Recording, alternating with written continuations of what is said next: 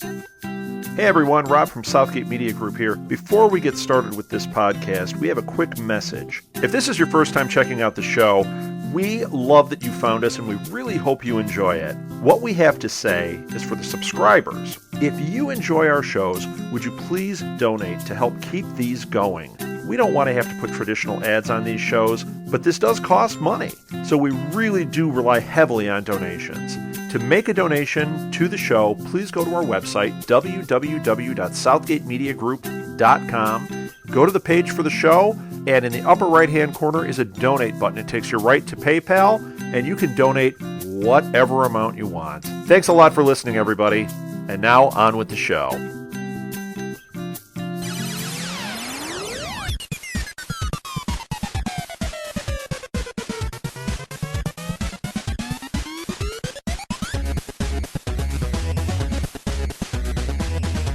Hello and welcome to another installment of SuperConnectivity. I am your host, Charlie Esser, and with me as always is... Phil Parrish. Yes, good to have you back, Phil. Great to have SuperConnectivity here. You have probably already heard our super long all-new Marvel Roundup, where we got to just about every book that Marvel put out this week. Seemed like it was great. It was fun. But it gets to a point that I wanted to talk about in going into our new Secret Wars thing, which is a little bit of on the business side of Marvel, which is, right now, I know for me, I'm at a point where I'm looking at the number of books I'm pulling in each week, and it's getting difficult, and it's time to make a cuts. And I don't know how smart it is to be going into Secret Wars right now, especially if a lot of books are going to be halted during Secret Wars to make way for the Secret Wars titles. How good it's going to be for Marvel if when they bring these books back, people aren't going to be there. Already, because here's the thing. When you're reading a lot of books, I think that it makes your criteria for keeping a book all the higher, because at a certain point you have to say, how many of these books am I going to take? And I'm not sure. I need to find out what happens next in some of these books I'm reading, and that worries me. Well, that's with a lot of these storylines. It's like they're like, oh, this is a good, after this is a good jumping on point for a lot of readers. Well, it's like, well, yeah, for a lot of us, it's a good jumping off point too. Exactly. Because I know. Well, sorry, I was gonna say I was reading all the Ultimate titles, but then when Galactus showed up and was gonna eat their whole universe, I was like, I thought they were gonna end the Ultimate line there, but I was like, well, they're like, oh, good jumping on point. There's the new books coming out. I'm like, well, this is a good jumping off point too. Yeah, well, and that's I think that's always the risk with these big things is when you do a big reset, it's a very good time to say, well, maybe I'm going to reassess what I'm listening, what I'm reading, what I'm doing. And I know that the big events bring a lot of people in. I mean, I know I'm going to be reading a lot of Secret Wars books, but I don't know what I'm going to read after this Secret Wars. My core books are, I'd say my two core books are Fantastic Four and Captain America. Those are the two books I think I've read most consistently through the years. Hulk goes in there too, but Hulk's had its stops and starts. But everything else, it's always a toss-up if the books are going to be there. And if Fantastic Four isn't coming back, that gets me down to Captain America. And, I'm really enjoying what they're doing with Sam Wilson as Captain America. So don't get me wrong there, but, am I going to... If at the end of Secret Wars, they reboot a Captain America, reboot the story, put it in a different context, I'm not sure what I'm not sure what I'm going to do with that, and yeah, so yeah, well, it's an interesting, and it's a strange place for me because it's like, okay, well, if you restart everything, how do, it is too easy to just walk away from it then, I think, and that's the thing, we have the Hulk, we have Doc Green, we have something that's going to happen, but when it's over, am I going to be intrigued enough to see what happens next?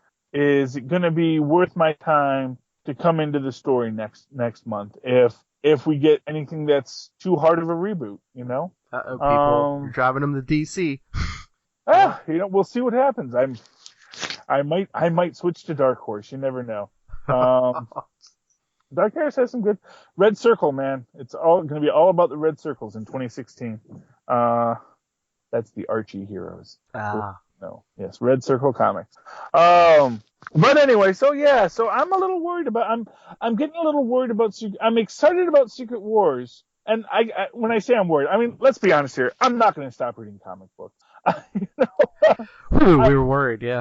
Yeah, well, especially now because I have a podcast dedicated to it. So it's like at this point, I actually can't stop reading comic books. I'm like, oh no, I have to talk about these comic books with Phil this week. So I've got to read that one. Oh, and I got to do that too. Oh, Marvel. I guess what I'm saying is, Marvel, you can't count on all of your readers to be doing podcasts about you. Although, maybe they are. I don't know. Maybe there are that many podcasts out there where it's like, yeah, now that we got them all doing podcasts, we have a guaranteed income stream. It's perfect. Oh, but that's going into Secret Wars. Let's see. Were there any interesting reveals in the Secret Wars this week?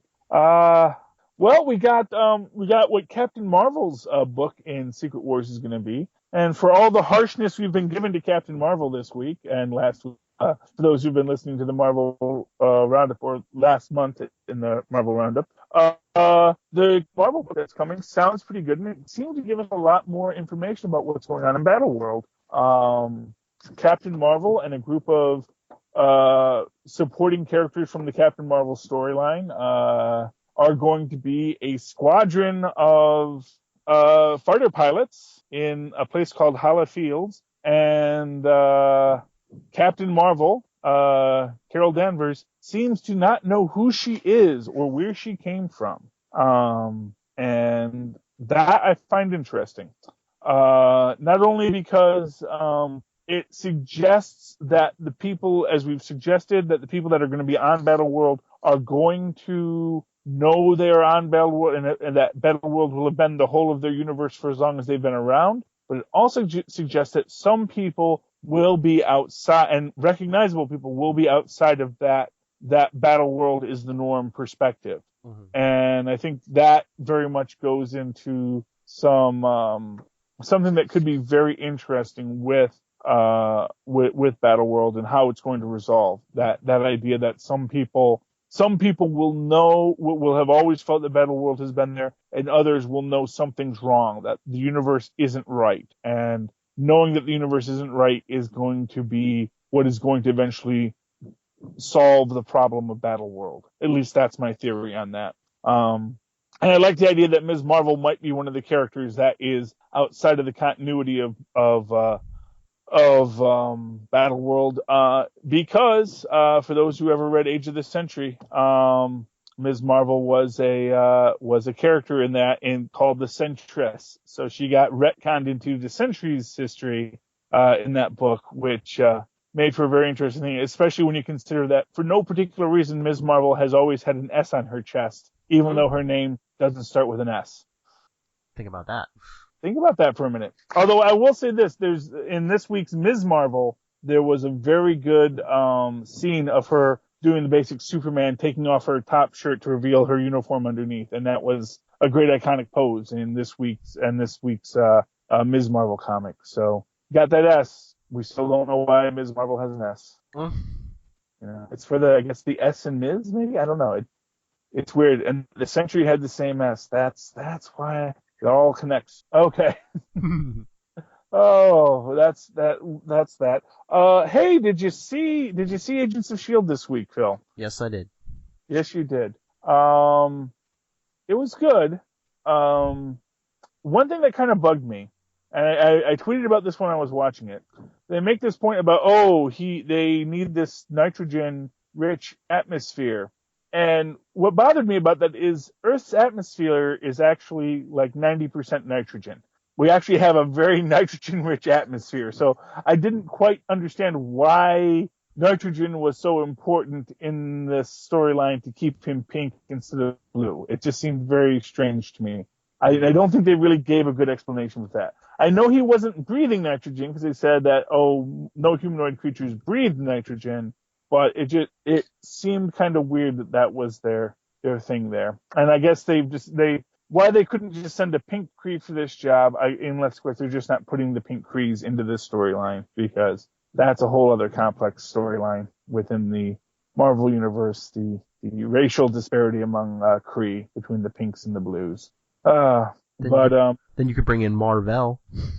Well, yeah. And who wasn't disappointed that the guy's name wasn't Marvel? Yeah. You know? I'd be like, oh, come on, give us Marvel. You have a Kree sentry in here, and he's not going to be named Marvel. Unless he's going to be unless he's going to be in the Captain Marvel movie, maybe. Well, obviously, I'm sure he has to be in some way. That makes sense. I mean, we'll get him eventually. Although, it's interesting. We don't really, we've gotten the Inhumans, and I think having the Inhumans on Agents of S.H.I.E.L.D. really suggests that there can be characters showing up in the TV series who are going to be in movies later. I really do think that. And so I would not be surprised if Carol Danvers or Captain Marvel show up in Agents of S.H.I.E.L.D. before they show up in the movies. I mean, we've got Mockingbird, and I'm sure Mockingbird's going to make it into the Avengers eventually. Just because how can you not have Mockingbird in the Avengers? She's awesome. Wonder if she's going to start a romance with Hawkeye, too. Well, yes. I honestly think we're going to have Jeremy Renner I firmly believe that Jeremy Renner is going to show up in this in Agents of S.H.I.E.L.D. before the end of this season. Probably just before Age of Ultron, he's going to do his cameo walk-on when they do the reveal of what's been going on with Mac and Mockingbird and all that. And of course, my theory is that they're working for Stark on Stark's Avengers Initiative Global Security Protocol. And we'll see how that goes. I'm not entirely certain that that's actually going to go well, but I definitely think that you're going to get that Mockingbird Hawkeye storyline in there. Even if it's not going to be a romantic storyline, I think that it's going to be. I think they're going to have Hawkeye and Mockingbird together or Agents of Ultron, both for fan service, just to promote, just to get word out about this great new Avengers film, because you kids might not have heard. There's going to be an Avengers film this summer. What? When? Mark your calendars. Actually, it's this spring. It's May. May right? 1st? Yeah. May 1st, I believe, yes. Oh, like 2 months away. Less than 2 months. It's like a month and a half, isn't it? Less than 2 months. So, yeah. So, I would not be surprised if we got Hawkeye in S.H.I.E.L.D. before the end of it. Because, they're going to do some kind of big thing before that, just as a big hype, just to get everyone excited.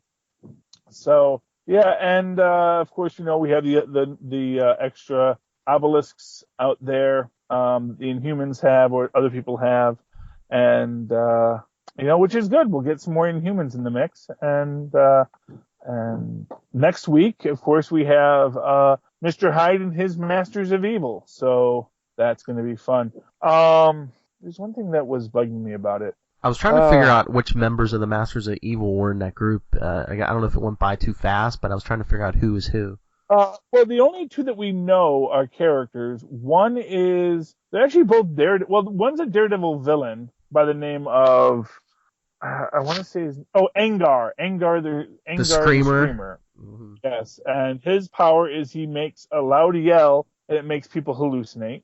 Sure, why not? Mm-hmm. And then the other character who they've named, which is something Gideon. I can't remember the woman's first name, but it's Gideon. And that actually is another character from Daredevil whose abusive husband was beaten up by Daredevil, but she still refused to testify about the guy because, battered women stuff and whatnot. And they're giving her superpowers in this. So I don't know if it's going to be based off of that original Daredevil character or they just gave that character the same name. But we're getting a lot more superpowers this season. Between Lady Sif and the Kree, and of course Quake and Reyna, this is very much becoming that superpower SmackDown.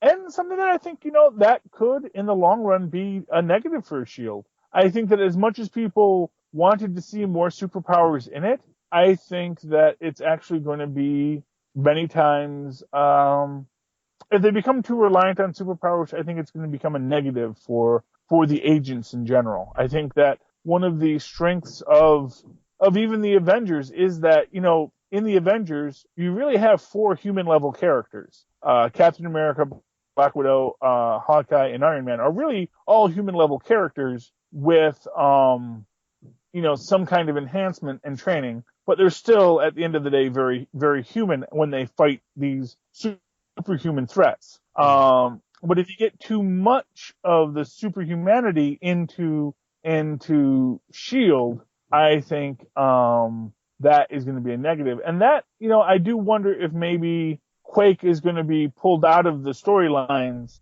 by the end of the season, which, given some of the internet comments on the actress who plays Skye, maybe not the worst thing in the world. What?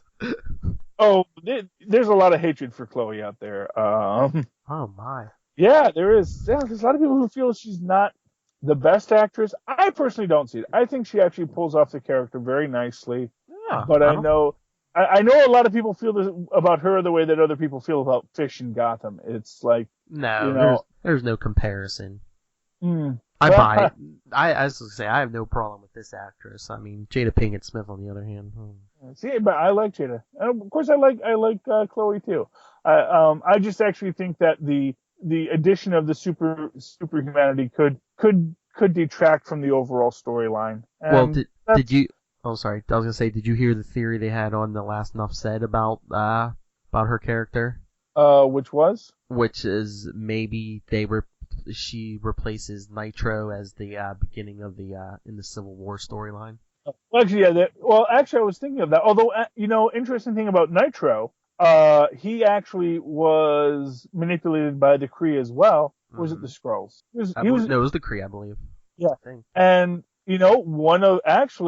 there are 2 members of the Masters of Evil who we don't know what their powers are. One of them could very easily be Nitro. Mm-hmm. So that might be interesting too.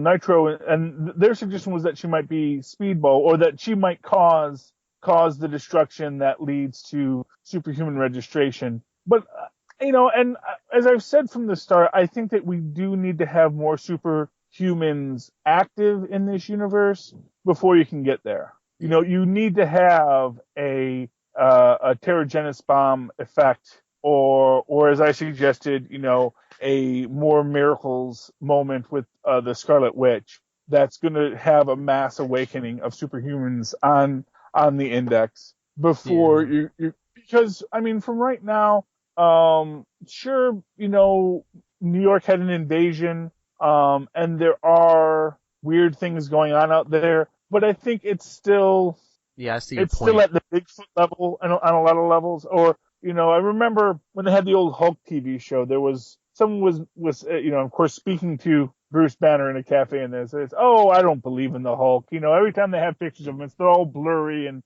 off in the distance. And even Stan Lee, and I think that was an edited scene of the Avengers. He says, "What, an attack in New York? That never happened." No. But yeah, I see your point. You're gonna write legislation for 10 people. Yeah, exactly. Sure, Tony Stark is a menace, and we have to get him under control. Senator Stern told us that much. No. But yeah, and of course, Tony Stark isn't even a superpowered being. It's like the most threatening member of any of these groups is Tony Stark, and because even the Hulk is not that threatening by and large if you just leave him the heck alone. He's out there, but he's not doing anything. So tell that to the Bronx. Yeah, Harlem actually. Harlem. Yes. Yeah.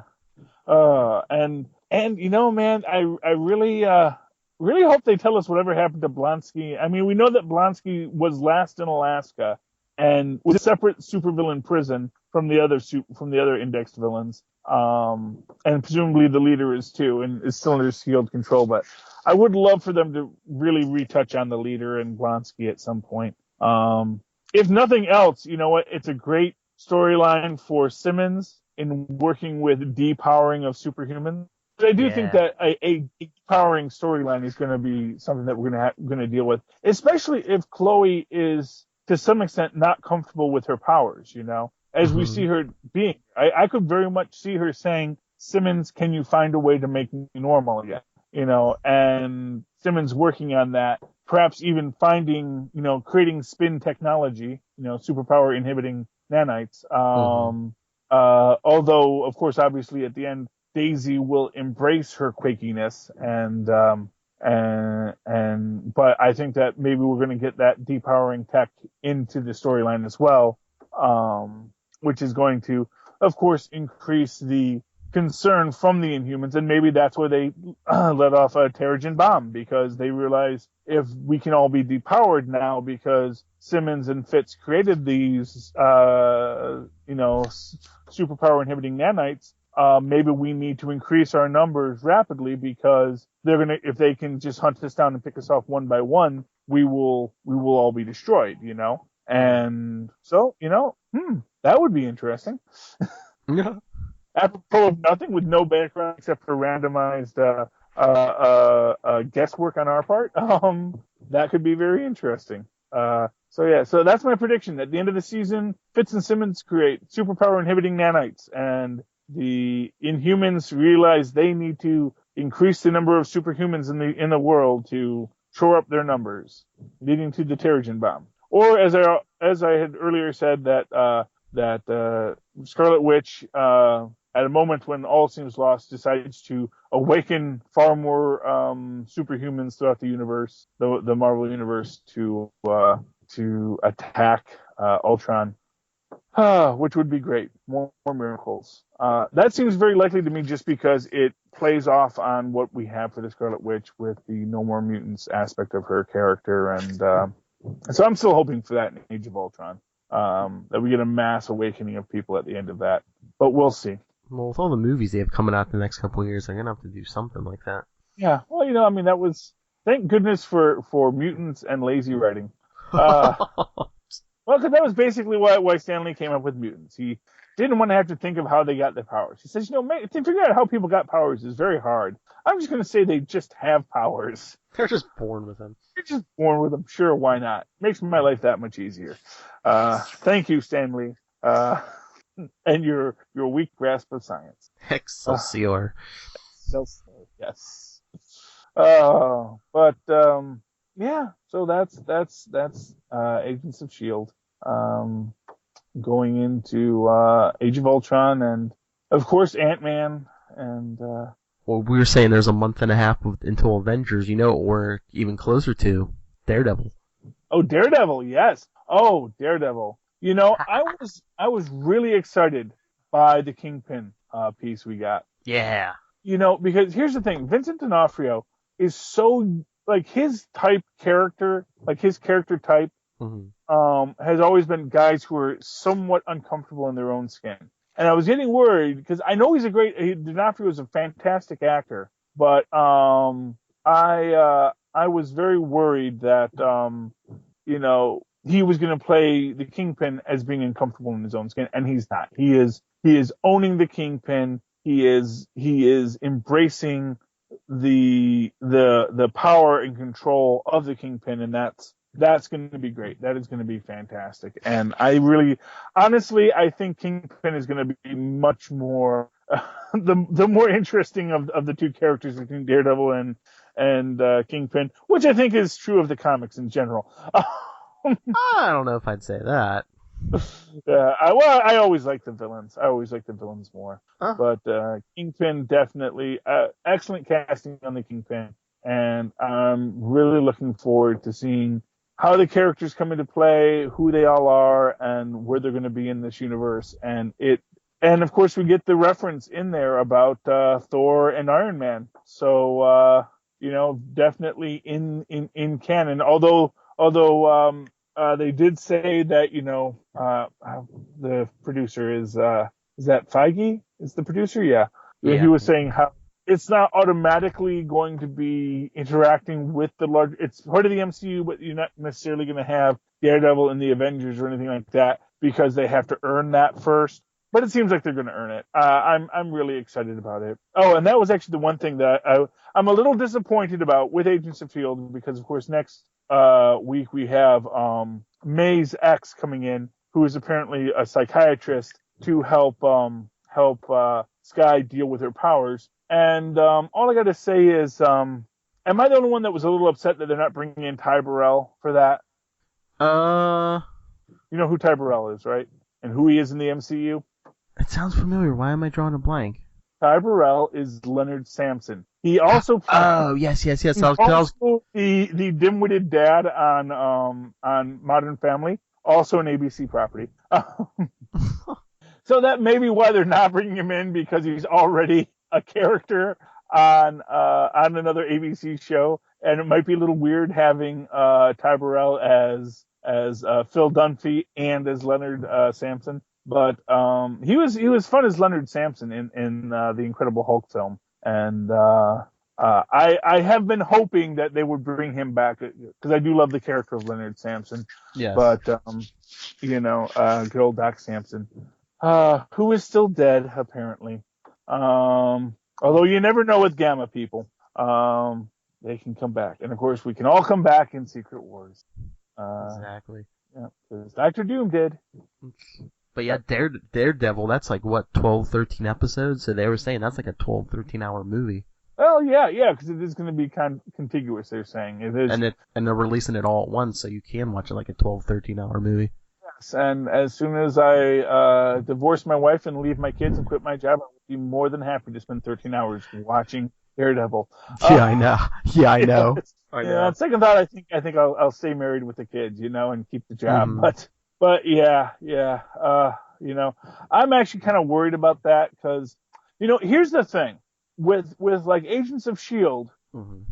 I know I have to watch it, and I know I have to watch it like on the day or at least in a reasonable amount of time. I've got to get to that show. Stuff on Netflix, I want to watch it. I mean, I still want to watch House of Cards. I haven't watched it yet. I really want to watch The Unbreakable Kimmy Schmidt. Haven't watched it yet. And, again, with Daredevil, sure, I want to watch it. And I probably will, because, of course, I'm podcasting about this stuff. But if I wasn't obliged because of the podcast, would I really watch it? Would I really take the time out of my day to make sure I stayed up on top of it? Now, of course, being able to watch it at your leisure is kind of a selling point for it. But, if you have a busy life, I think that, in some ways, I don't think the Netflix model really works as well as the broadcast model. Because I think, and maybe that's just because I'm an old man, but think. Yeah, no, I see your point, because there isn't that urgency there. Exactly. It's like, with the stuff it's like this. I can do Agents of Shield, but I also have a limited amount of space and time to watch what I DVR. Yes. Because even if I say hold on to it forever, I'm going to start building up stuff, and something has to go. And, right now it's hard enough keeping with the Spider-Verse crossover on Ultimate Spider-Man and the Web Warriors. Oh, that was a good episode. Did you watch the part? What was it? That was just on there. Part 3, part 2. It was part 2, right? Yeah, because the first one was a Petra Parker Spider Girl. Mm-hmm. Why she's not Spider Woman, I don't know, but Spider Girl Petra Parker. And then this was Spider-Man Noir and the Spectacular Spider-Ham. Yes. Although one differentiation from the Spider-Verse storyline is that we're not carrying our Spider-Man back with us, although maybe we're going to do that eventually. Maybe we're going to bring the other Spider-Men together for the big throwdown against whatever not Dr. Doom, not Dr. Octopus, Green Goblin. Yeah. Goblin's grand plan is with all of the Spider DNA. And what to do with Spider-Ham DNA, I don't know. Although I did like the throwback to the Mighty Mouse origin with the vitamin-enriched wheat cakes. Yes. Because for those who don't know, among the two established original origins of Mighty Mouse, one was he ate vitamin A, B, C through Z, and that's how he became the superpowered mouse, Mighty Mouse we know. The other origin for him from the old cartoons was that he was a baby mouse who happened to wander into a supermarket, and of course, because he dined on super celery and super cheese and bathed in super soup, became a super mouse. Cartoon logic. But no, that just goes back to your point. It's like, Marvel, how are we supposed to read all your monthly books, see the 2 movies you're putting out this year, Agents of S.H.I.E.L.D., Daredevil, the 3 cartoons you put out every week? It's like, you almost have to have no life to hit everything, you know? Yeah, well, I mean, I guess their argument is people will pick and choose, and that was an interesting point actually. Warner's made recently about their different products and their different universes in between their movie and their TV universes, which is that they see it as having that diversity allows for a diversity of people's interests. So because all of their universes aren't connected, they can have people that just watch Flash but don't watch Gotham, or just watch Gotham but don't watch Flash and Arrow. They don't feel like there's not this feeling like you have to watch it all. Whereas in Marvel, there is this feeling you have to watch it all, and that can lead to fatigue. As many a comic book fan knows, when you're in that moment where like, I got to start cutting my books, and and that will be a problem. That could be a problem for Marvel. Is that fact that you are going to get fatigued. Now, the flip side argument is like, yeah, you might get fatigued, but you're going to come back. Because you know you need to find out how Luke Cage's storyline is going to fit into, Agents of S.H.I.E.L.D. and Daredevil and everything else. You're going to want to know that. You're going to want to get that data in you somehow. Maybe you're going to watch it straight. Maybe you're going to read synopsises and blogs on it just to fill in your gaps. But that data is going to be part of your universe, and it's going to be something that you can't walk away from. And that is the 2 conflicting views on it, I guess, is that DC figures, they'll just put a little something out there for everybody, and people will take what they want. And Marvel says, no, you're an addict, and you're just going to come back for more and more and more until you... And that's what makes Marvel great. Yes. Oh my. So has it been about 30 minutes now? Yes, a little over, yes. Good. So this has been a very long day here on the Nuff Said universe for me and Phil. Definitely, if you have the hour, listen to the full roundup from this week. A lot of fun, a lot of talk, and thank you for listening for our half-hour SuperConnectivity podcast, and we will connect with you all again next week. In the meantime, write us at superconnectivityblog@gmail.com and follow me at Charlie Esser on Twitter. And Phil, where are you? You can email me at nightwingpdp@gmail.com, and on Twitter I am at nightwingpdp. Very good. And we will all see you on Battle World, and you can connect with us next week, and Nuff Said, and all of our other catchphrases from this wonderful little network. Have a great night, Phil. You too. Nuff Said.